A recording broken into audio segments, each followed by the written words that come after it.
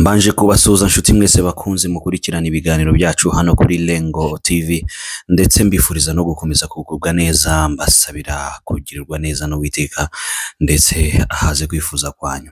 Uyu munsi tugiye kugaruka ku kibazo gikomeye cyane cy'ifungwa ry'insengero zimwe na zimwe hano muri Kigali, ndetse ntago nzi neza nimba koko no mu ntara ariko bimeze, ariko reka turebe muri rusange iki kibazo cyo gufunga insengero. Ese gufunga insengero icyo biri buze kumarira abaturage b'u Rwanda muri rusange, cyangwa se abakristo muri rusange basengaga, icyo biri buze guhungabanya mu buryo bw'umwuka ndetse no kuba batari kwitabira amateraniro nk'uko bari basanzwe bayitabira.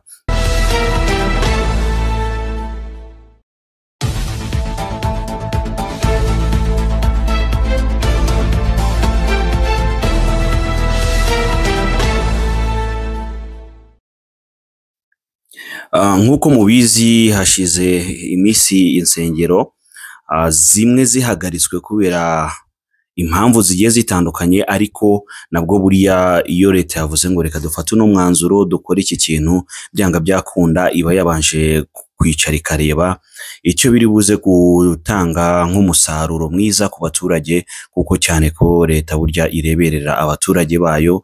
Rero aka kanya ariko ntago biba bikomeje kuvugwaho rumwe n'impande zigiye zitandukanye, cyane cyane ku bafungiwe insengero, abapasteri zari zitunze, abayoboke bakundaga kuyoboka izo nsengero kugira ngo babashe kurya ibyo kurya byera cyangwa se by'umwuka wera mu buryo bwo kwiyegeranya n'Imana cyane.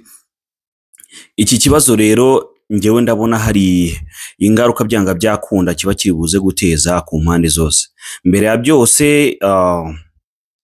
leta ibifite impamvu yafunze zino nsengero, ikindi kandi buri babanje kureberera abaturage, ariko nibaza nimba yifashe umwanzuro wo gufunga insengero nk'izi ngizi iba yabanje kuganira na bamwe mu bashumba cyangwa se na bamwe baziyoboye mu bazirongoye, cyangwa se wenda ibyuka mu gitondo igafata umwanzuro wo kuzifunga bitewe wenda n'impamvu yihutirwa kuri yo, itaba yabanje kumenyeshwa bahagariye zino nsengero n'abakristo babo bamenye ko wenda hari ikibazo kigiye kuba cyo guhagarika insengero nk'iki. Ku ruhande rumwe biba biri buze gutera, byanga byakunda haba hari uruhande rwiza.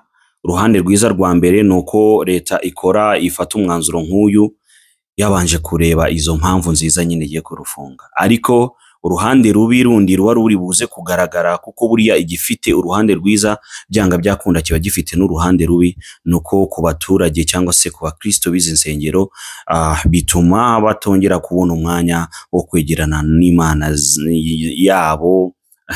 N'ubundi Imana ni nyinshi ngo ariko y'ukuri ni imwe, kuko ariyo yaturemye ikatubeshaho.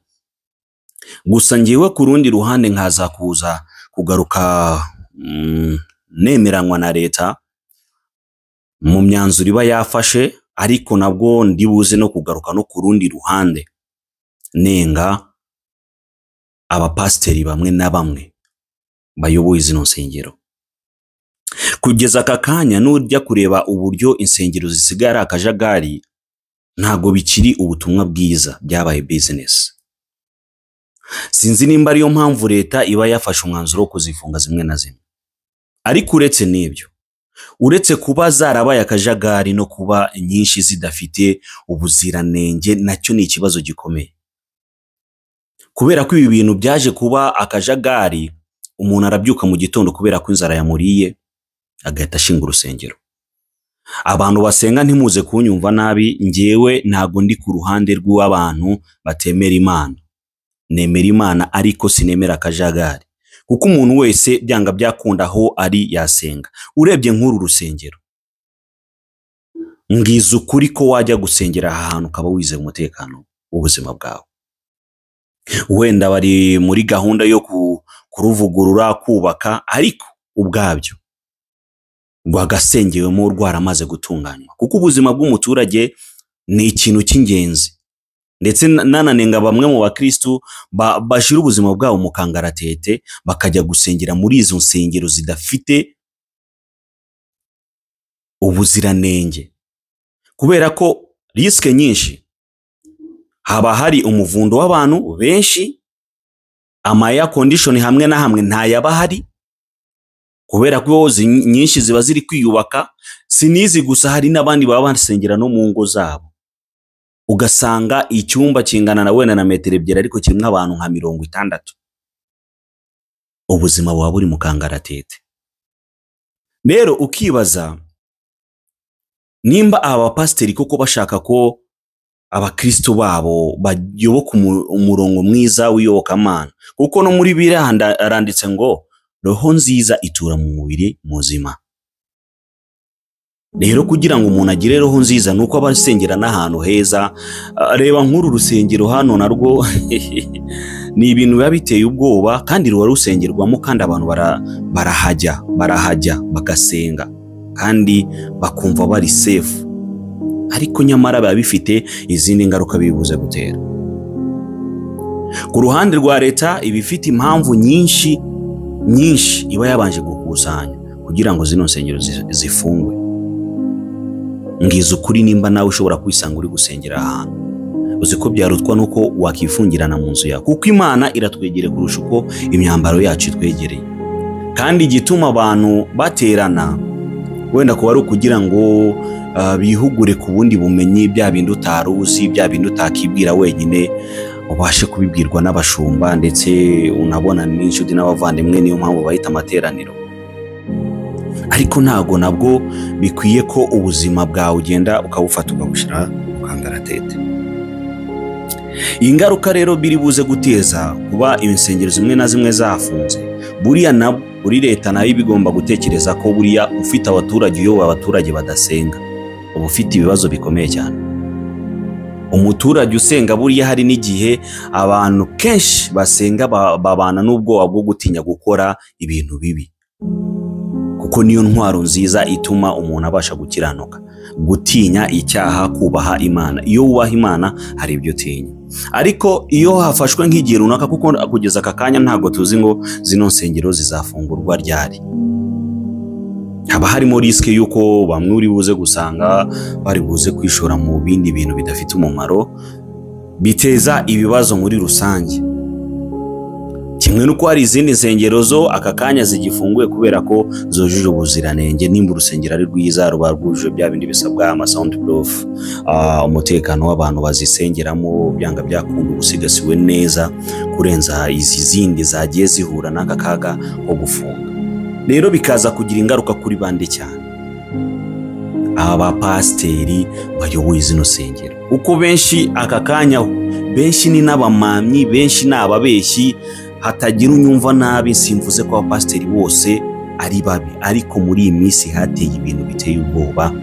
Abapasiteri nimba bamwe basigaye baterekera, nimba bajye kuzimu, nimba bajya he, ugasanga nibo bari no kuzuza amahanuzi mu baturage, amwe bagumura babeshya.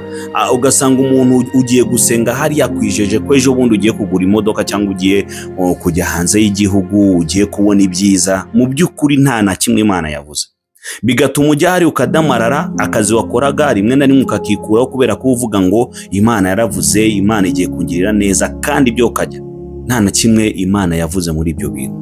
Aba ni nabo banasebye izina ry'Imana, kandi Imana irahari, Imana y'ukuri irahari, ivuga ikanakora, kandi ibyo yasezeranye irabikurikirana imyaka ibihumbi. Byanga byakunda nimba ufite isezerano ry'Imana rya nyaryo ntago rizahera.